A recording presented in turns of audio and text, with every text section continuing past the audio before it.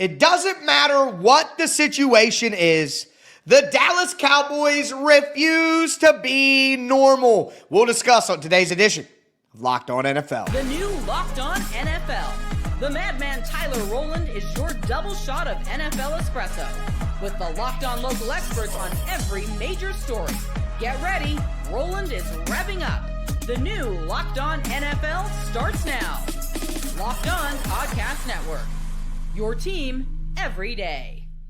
Football fans, welcome into the Locked On NFL podcast, bringing you a double dose of the NFL's biggest stories with help from our local experts that know your favorite teams like no one else. I am your host, the madman, Tyler Rowland, joined today by Locked On NFL expert, the data queen, Michelle Majuk. On today's episode, we're going to look at some of the biggest stories popping up from the first few days of training camp for most teams around the NFL. We're going to talk about how the Indianapolis Colts might not be good no matter who plays quarterback. We'll talk about how the Giants are doing the right thing by establishing their quarterback hierarchy early, but we'll start with the Dallas Cowboys, who again refuse to be normal. Before we dive into it all, do want to thank you for making Locked On NFL your first listen and being an everydayer here with us at the Locked On Podcast Network, where it's your team every day. Today's episode is brought to you by Monarch Money. Take control of your finances with Monarch Money. Use the code Locked On NFL at monarchmoney.com for 50% off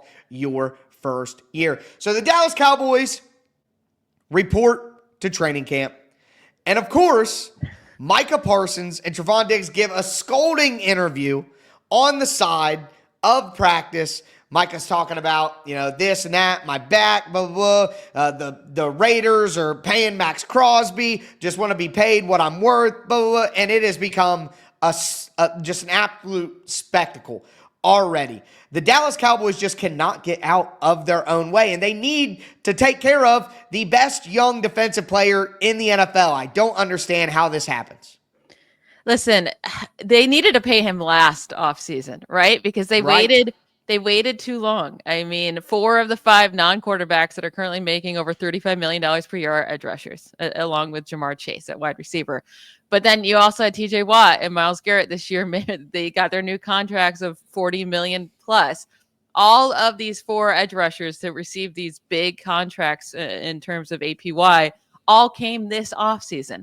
Last year, there was only one edge rusher making over $28 million per year, and it was Nick Bosa at 34. Like, they could have got Parson so much cheaper, but they waited so long. That's what they love to do, is just wait and wait and wait and wait, and then they kill themselves by waiting too long.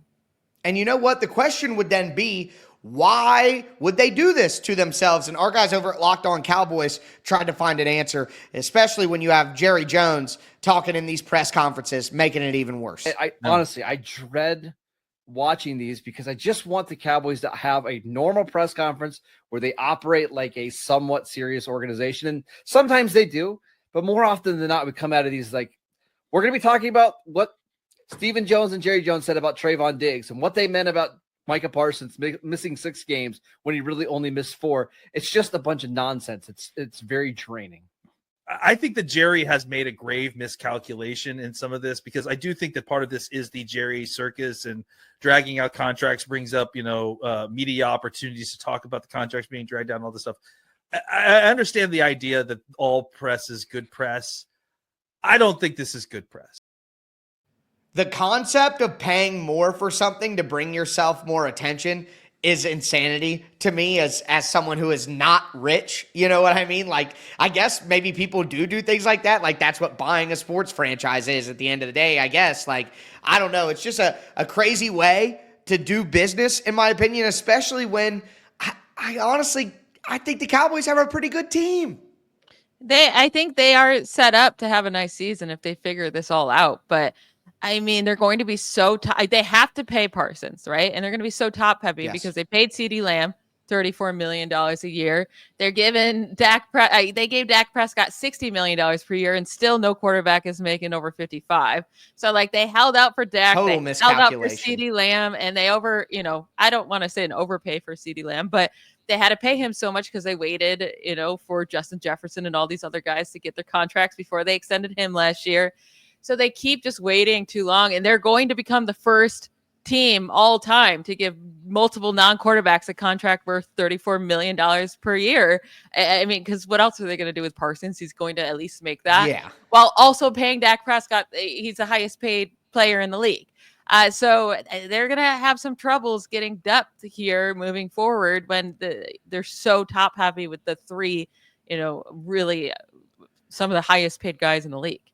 Who are three good guys when healthy. They are three very good players, but I also just look back, you're talking about the cap ramifications of these decisions, but I also just think about the vibe around the team. Like, you're starting training camp, you should be at max hype, max excitement. Every player in the locker room should feel like you have a chance to win a Super Bowl. And look, are the Cowboys good enough to win a Super Bowl? Maybe not, but there is a path here where if they all stay healthy with Lamb and Pickens, and then they have a good tight end room as well. It's, Jake Ferguson isn't going to blow anybody away, but if the offensive line with Tyler Booker in there gets back to a good level where they were at when they were having good seasons with Ezekiel Elliott running, that could help make up for the lack of talent that they have at the running back room, even if Miles Sanders is saying he could do the same thing in Philadelphia, which we saw him not do, which is a crazy thing to say that you could do. But, like, on defense, you do have good talent here, but if the entire team, you have your two leaders on defense, Diggs and Parsons,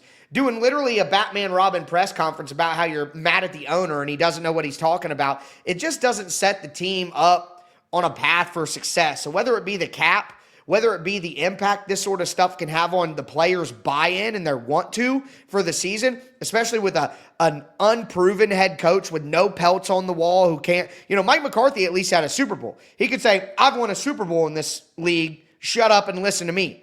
Brian Schottenheimer is going to feel like a substitute teacher for this team this year. And I think if everyone's mad at the principal and you got a substitute teacher and you have very strong personalities in the classroom, that's a recipe for disaster no matter how much talent you have. Yeah, and Jerry Jones talking about Parsons missing time. It's just not...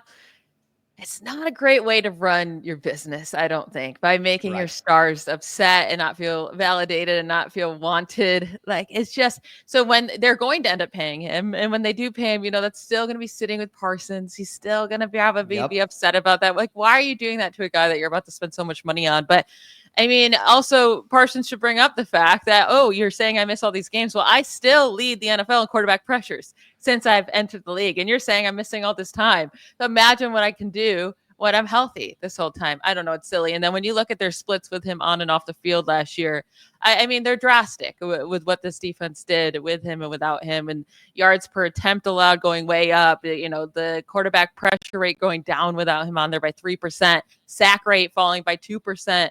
With him off the field. Like, you can go across the board, and they just really, really struggled in the games he missed. I mean, they allowed over 30 points per game in that 4-game span. So they desperately need him. Obviously, he's one of the best defensive players in the league.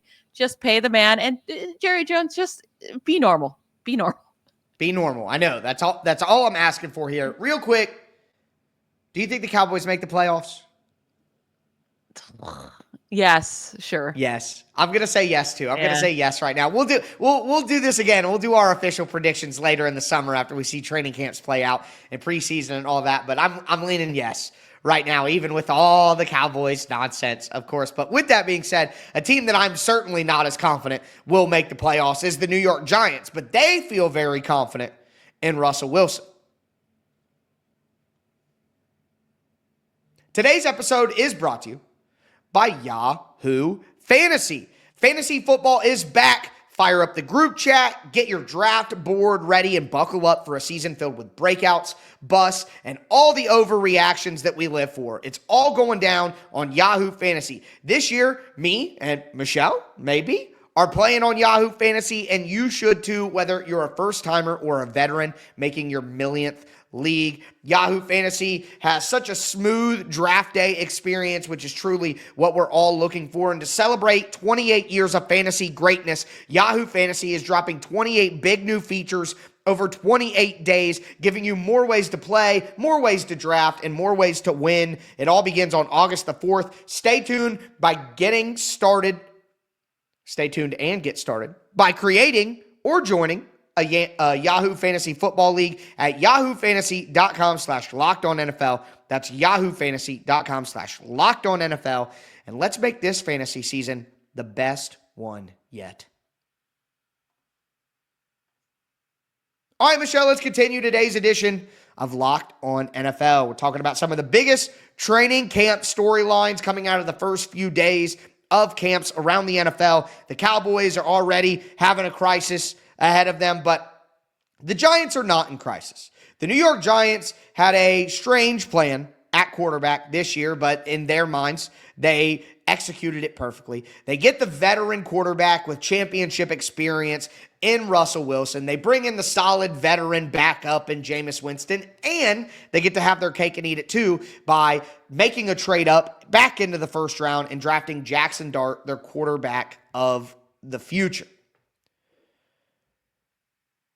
They have stated publicly that Russell Wilson is the starting quarterback. They announced it on day one of training camp practices. And they also even had conversations about redshirt year with Jaxson Dart. Michelle, do you think that this is the right way to go about the quarterback situation in New York? I think it's fine if you want to give Jaxson Dart the red shirt. I think at the end of the day, I expect all three of these quarterbacks to be starting games this year. And I fully expected Russell Wilson to be the starter to start the year. I think Russell Wilson's going to lose a lot of games. That's what he's been doing since 2021, really. He used to be such a winner with the Seahawks, but that changed dramatically starting in the 2021 season. And then he lost each of his last 5 games last season. I just don't think he has it anymore. So, and the Giants aren't really that great of an overall team anyways. So I think they're going to lose a lot of games with Russell Wilson, then move on to Jameis Winston. Winston's going to be super exciting, maybe for a game or two, and then have his games where he throws 6 interceptions, gets benched, and I think Jaxson Dart, we see him by the end of the year. But they're in a really hard division. I don't expect this team to have really any success, no matter who's back there at quarterback. And Russell Wilson, I do just think has hit that cliff and he's fallen off. This might be his last year as a starter in this league. We know 100% that we are going to get a 200-yard Malik Neighbors game with Jameis Winston. It's just going to happen. It's going to be exciting. I can't wait for it. But I guess I understand your take on that. I do think this is the right way to do it for them, though, and it's kind of what we expected all along. Dart was a guy coming out of college who people knew he's going to need some time to really, understand that Ole Miss system is not very conducive to a pro system. It's going to be a big change for him. I saw he threw like a pick 6 in the first practice, too. People are already freaking out. I mean, I'm not going to overreact to that too much in his first NFL training camp practice, but at the end of the day, I do think it's the right thing, and I honestly am not as cold on the rest of the Giants roster as you might. I think that Russell Wilson could eke out some wins. I don't think they're a playoff team because you're right, very tough division, and I think the NFC is getting tougher, but you look around the roster, they have some good talent at wide receiver with Wan'Dale Robinson and Malik Neighbors. I do like Tyrone Tracy quite a bit. That defensive front could be incredible with Dexter Lawrence and Brian Burns, and you add in Abdul Carter, and of course they still have the former first-round pick, Kayvon Thibodeau, in the mix as well. They could have a really, really good pass rush. I like some of the pieces in the back end as well, so their defense could be incredible, which could win them games similarly to how they won in Pittsburgh last year with Russell Wilson. But here's one big problem, and it's that Andrew Thomas, their all-world left tackle, just started training camp on PUP with a surgery that we're just hearing about, and Patricia Traina from Locked On Giants broke down the news. Some significant news from the New York Giants, whose veterans players have reported to training camp. Left tackle Andrew Thomas, who is recovering from season-ending Lisfranc surgery, headlines the team's PUP list.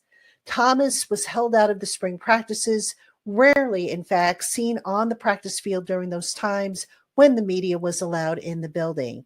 Earlier in July, Thomas made a guest appearance at a New York Yankees game in which he threw out the ceremonial first pitch, appearing no worse for the wear as far as his foot was concerned. And during the spring, head coach Brian Daboll downplayed any concerns about any of the guys who were coming off injury being ready for the start of the 2025 season, which is still over a month away. But still, this development regarding Thomas is sure to strike concern given how the offensive line struggled last year without him. Now, it's possible that the Giants are simply trying to buy more time for Thomas to make certain that his foot is truly 100%. And certainly, considering that these first few days of training camp are padless practices, That could be the case because remember, a player that was placed on PUP can come off of it any time during the summer. But certainly this bears watching, as if Thomas can't get on the field at all this summer, that's going to potentially wreak havoc on an offensive line unit that is already of concern ahead of the 2025 season. One of the big things that I had optimism with the Giants when we were talking about quarterbacks and matches before the season, I thought Aaron Rodgers would be a good fit there if they want to try to maximize things. If they want to go up and get Cam Ward, I think that would be a great landing spot because you have a really good left tackle, you have a really good young wide receiver to build with, and there's potential on the defensive front. But if they're missing Thomas, if Malik Neighbors misses any time, like they have no depth behind any of that. So it's like it's great you have these pillars to build around. But if you don't have those, it falls off quickly. And if Andrew Thomas were to miss the first month with Russell Wilson, an old quarterback who's losing mobility and needs tons of time to run around anyway, as you know, like that's a recipe for disaster. And that could be a hole that Brian Daboll can't dig out of, no matter how big of a shovel Jaxson Dart is at the end of the year. Yeah, Russell Wilson loves to hang onto the ball, and earlier on in his career, that was okay because he was able to escape pressure and make crazy plays, but he's not able to do that anymore. So Andrew Thomas not being there would be a massive, massive hit on this offense. And then, I mean, besides even like the talent they have on their team and the depth, let me read out the first 9 games of the schedule for you. Cool. They have the Commanders, the Cowboys, the Chiefs, the Chargers, the Saints, the Eagles, the Broncos, the Eagles again, and the 49ers. Outside of the Saints game, is there a single game that they're not going to be underdogs by at least a touchdown? I don't think so. Oh, my God. Yeah. No, they're cooked. Brian Daboll's cooked. That's why honestly, Russell Wilson's the starter, because they don't want to throw Jaxson Dart into this and get him killed. Yeah. Yeah, that would be a disaster. I think based on just that alone, I would go to FanDuel right now and place a decent wager on Brian Daboll to be the first head coach fired, the under on the Giants. Like, do they have enough talent where I could see that breaking into a playoff team? Yes, but that murderer's row schedule, I don't know if Brian Daboll is going to see Thanksgiving. Yeah. I mean, they could easily be 1-8 by the time they're entering week 10. Yeah, I mean, they might fall into some victories, but they would be lucky to be 3-5. Going through that. Like it would take, now things change in the NFL every year. Teams we think are going to be really good are going to be bad, and teams that are bad, but those aren't a lot of teams with high variance. Those are teams that we're pretty certain they're going to be pretty solid. Like you play the Eagles twice. It's not like the Eagles are going to have some massive drop off and be terrible this year. Like even if Jalen Hurts were to get hurt or Saquon or something, like they're so good everywhere else, they would figure it out. That's very tough. I think knowing that right now, I would probably have to say the Giants win 5 games. That's what I would go with. And that would be a pretty good run at the end of the year. Yeah. I mean, and even at the end of the year, they still have the Packers, the Lions, the Commanders again, the Vikings, the Cowboys again, the Raiders, who we expect to be better with Geno Smith there and Ashton probably just as good as the Giants. You know what I mean? It's not like they're going to be way different. Yeah. Even the bad teams they're playing in the Saints, the Patriots, and really, that's really it. They have the Bears that could be bad, maybe the Raiders that could be bad, but we have more hope for them than the Giants. Yeah. The bad teams, you still have to put the Giants right with them. So it's like those are still 50-50 toss-up games. That doesn't mean they're just going to win them because they're bad teams that they're facing. So if they win 4 or 5 games this year, I'm not going to be surprised. It's so funny, too, because if you look ahead to next year's draft class, there should be like 3 or 4 quarterbacks who could potentially go early. There's a lot of edge rushers as well in the draft class, and then some offensive tackles. And it's like, you have your left tackle of the future. You just drafted a quarterback round 1. You have more than enough first-round edge rushers right now. It's like, help's not necessarily coming where you need it. Well, that's also the issue is if they do redshirt Jaxson Dart, right? They don't know what they have in him to know if they should be using that early pick on a quarterback or not. So I do think, you do not plug him in here during this terrible schedule the first half of the year. But once Russell Wilson loses enough games, which I fully expect him to do, there really is no reason to go to Winston, right? If you start the season 2-7 or 2-8, like, what are you going to Winston for? Give Jaxson Dart time, see what he can do, and see how terrible he is or how good he can be. So you know what you have to do in the draft. So I think it'd be silly not to see him at all on the field this year. Yeah, at some point, clarity is really all you can hope for if you're the Giants by the end of the year. It's winning or clarity. Either we win or we know what we need to do going forward. A team who's kind of stuck in that limbo right now as well is the Indianapolis Colts, and things got ugly on day one of training camp. Today's episode is brought to you by Monarch Money. Ever wish managing your money felt easier? With Monarch Money, it can. Whether you're growing your savings or planning a big purchase, Monarch puts you in the driver's seat. It's like having your own personal CFO, giving you full visibility and control over your finances. Monarch Money is more than a budgeting app. It's a complete financial command center. You can track all your accounts, investments, spending, all in one place. So in addition to managing your money, you're also building wealth. I love that Monarch was able to show me just how much money I was spending on online shopping, so now I can be more cognizant of it, obviously, and been getting into investments and stuff. Having all your accounts, your spending, your investments all in one place makes it so much more efficient to manage all of it. So take control of your finances with Monarch Money. Use the code LOCKEDONNFL at monarchmoney.com for 50% off your first year. That's monarchmoney.com, code LOCKEDONNFL for half off your first year. All right, Michelle, let's cap off today's edition of Locked On NFL, talking about some training camp storylines coming out of the first few days, the Cowboys and their contract crisis, the Giants and their quarterback clarity, and then now we get to the Indianapolis Colts. Before we do, though, I do want to thank you again for making Locked On NFL your first listen. Make sure you get subscribed, stay subscribed. It's your team every day here on the Locked On Podcast Network. But heading into training camp, I think most people, and I talked about it earlier this week and got some clips from Locked On Colts, I think most people expect Daniel Jones to be the favorite. We had the shoulder issue during the offseason with Anthony Richardson. That seems to be fine now. I saw a tweet, it was pretty funny, from a Colts beat writer who said that, he had no restrictions except the volume restriction. Well, that's a pretty, that is the restriction, right? That's, what are we talking about here? So they're definitely trying to color it still optimistic in Indianapolis. GM Chris Ballard said that he still has patience and referred to Sam Darnold and Geno Smith. And I just think it's crazy that they're talking about patience with Anthony Richardson when they didn't show patience with Anthony Richardson so far in the process and brought in Daniel Jones, and now Daniel Jones is the favorite to be the starter. That is not patience for Anthony Richardson. No, I mean, they had to know when they drafted him how raw he was and how much patience they were going to have with him. Now, if they brought in Daniel Jones because they're worried about Anthony Richardson's injury history, fine, right? He's already missed 19 games in 2 seasons. Right. And it's a bunch of different injuries. I mean, shoulder injury, oblique, back, foot injuries, right? A concussion. It's all over the place. So if that's why you needed to bring in a backup, but you should have been bringing in a backup, right? If you're going to keep Anthony Richardson on your team and you drafted it, you have to give him more than, I mean, how many starts has he had in the league? I can't even find it right now, but not 18, 19 max. Yeah, not very many whatsoever. And he was raw. He does offer a lot of upside. I don't think he's going to ever become a good passer, good enough to be a starter in this league, but you're never going to know that unless you give him the chance. And sitting him for a guy like Daniel Jones really doesn't make any sense unless you're trying to lose a bunch of games and maybe they're trying to get that quarterback for next year and get that high draft cost. And if that's what they're doing, good on them. But I can't imagine being like, okay, our guy that we took 4th overall, he needs to sit down for Daniel Jones. I think Daniel Jones is actually a sign that the front office and the coach are feeling pressure. Jim Irsay did just pass away this offseason.